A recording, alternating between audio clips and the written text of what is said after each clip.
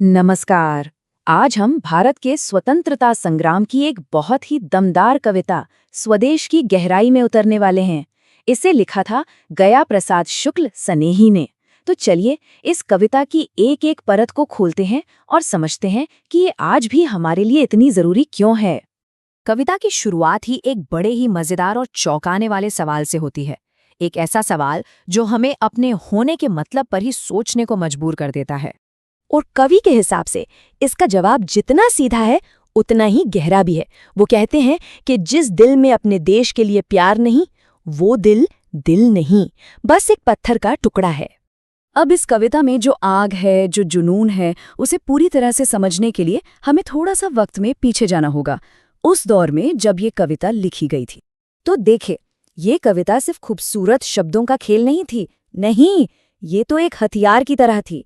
इसे उस वक्त लिखा गया था जब भारत पर ब्रिटिश राज था और हर तरफ आज़ादी की लड़ाई चल रही थी।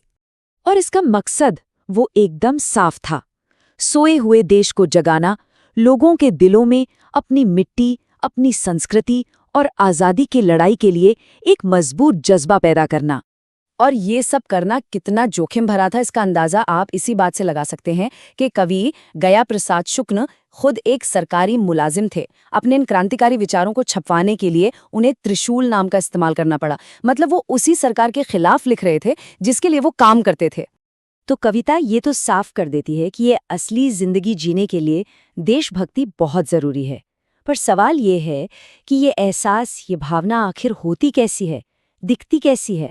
यहाँ पर कवि ने एक बहुत ही जबरदस्त तुलना की है। एक तरफ है पत्थर का दिल, जिसमें कोई भावना नहीं, कोई संवेदना नहीं, मतलब एक बेमतलब की जिंदगी। और दूसरी तरफ है सच्ची देशभक्ति से भरा दिल, जो जुनून और मकसद से लबरेज है और जो इस देश का एक जरूरी हिस्सा है। कविता ये भी कहती है कि ये प्यार कोई हवाई बात नहीं है, ये तो एक तरह का कर्ज है, एक एहसान है उस मिट्टी का जिसने हमें बड़ा किया। इसी मिट्टी से हमें खाना पानी मिला, हमारे रिश्ते बने, हमारी पहचान बनी। हम इस धरती के गुलाम नहीं, बल्कि इसके मालिक, इसके राजा रानी हैं। लेकिन सिर्फ दिल में देशभक्ति महसूस कर लेना ही काफी नहीं है। कवि इससे आगे बढ़ते हैं। वो हमसे काम करने और हिम्मत दिखाने की मांग करते हैं। कविता में एक्शन के लिए कुछ साफ साफ बातें कही गई हैं। पहली, जमाने के साथ कदम से कदम मिलाकर चलो। दूसरी, कितनी भी मुश्किलें आएं, हिम्मत मत हारो। और तीसरी और सबसे जरूरी बात, अपने समाज और देश को आगे बढ़ाने के लिए काम करो, क्योंकि सबकी भलाई में ही हमारी भलाई है। तो सबसे बड़ा संदेश यही है कि कुछ ना करना और डर जाना, ये तरक्की के सबसे बड़े दुश्मन हैं। जो इंसान मुश्किलों में हिम्मत हार जाता है, वो कभी भी कामयाबी के किनारे तक पहुंच ही नहीं सकता, चाहे वो मंजिल उसकी अपनी हो या पूरे देश की। और अब हम कविता के सबसे गहरे और सबसे तीव्र हिस्से पर आते हैं, और वो है बलिदान। मतलब देश के लिए सब कुछ न्यौछावर करने के लिए तैयार रहना।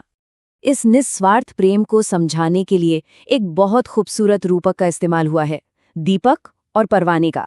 यहाँ मातृभूमि एक दीपक की तरह है और देशभक्त उस परवाने की तरह, जो बिना कुछ सोचे समझे प्यार में उस लौ पर कुर्बान हो जाता है। ठीक वैसे ही एक देशभक्त को अपने वतन के लिए सब कुछ लुटाने को तैयार रहना चाहिए। कविता का तर्क बहुत ही दमदार है। देखिए, मौत तो एक दिन सबको आनी ही है, ये तो तय है। तो क्यों ना इस जिंदगी को किसी बड़े मकसद के लिए देश के नाम करके इसे यादगार और सार्थक बना दिया जाए।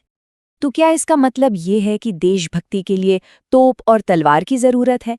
क्या देश की सेवा करने के लिए लड़ाई, झगड़ा और हथियार जरूरी हैं?